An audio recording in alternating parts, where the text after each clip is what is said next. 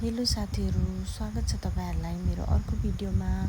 अनि आज चाहिँ हामी गुम्बा जाँदैछौँ। अनि गुम्बा चाहिँ किन जाँदैछौँ भनेर भन्नुपर्दा चाहिँ आज चाहिँ मेरो ससुरा बुवा मेरो नानीको घरको आखे बित्नु भएको चाहिँ 3 साल भयो। अनि उहाँको नामको बत्ती बालौँ न भनेर चाहिँ आज हामी गुम्बा आएको थियौँ। अनि हामी चाहिँ हरेक साल उहाँको नामको यसरी नै बत्ती बाल्ने गरेको छौँ साथीहरू, कहिले घरमा कहिले गुम्बामा।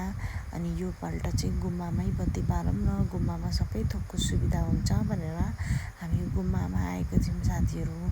अनि हाम्रो भाषामा चाहिँ यसलाई ngो भन्छ। अनि ngोको पाठ चाहिँ एकदमै राम्रो, जुन पितृ बितेर जानुहुन्छ उहाँहरूको लागि चाहिँ ngोको पाठ पढ्नुलाई एकदमै राम्रो हो भनेर भन्ने भनाइ छ साथीहरू। अनि सबैभन्दा ठुलो कुरो चाहिँ आस्था हो साथीहरू। अनि मलाई चाहिँ यस्तो धर्म आस्थाप्रति एकदमै विश्वास लाग्छ। अनि तपाईँहरूलाई के कस्तो लाग्छ, अनि तपाईँहरू पितृको नाममा के कस्तो गर्नुहुन्छ? हामी चाहिँ यसरी नै हरेक साल 108वटा बत्ती बालेर सम्झिने गरेको छौँ। अनि बत्ती बालिसकेर बाहिरपट्टि चाहिँ खर्लङ रहेछ। अनि खर्लङमा घुम्यो भने चाहिँ एकदमै राम्रो हुन्छ, पुण्य मिल्छ भन्ने भनाइ छ।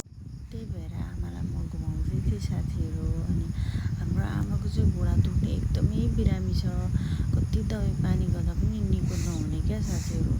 त्यही भएर पनि मैले घुमाउँदै थिएँ। अनि घुमाइसकेर हामी चाहिँ घरतर्फ लाग्यौँ साथीहरू। अनि मेरो नानी पनि सुत्यो। अनि आजको वेदर चाहिँ एकदमै राम्रो थियो।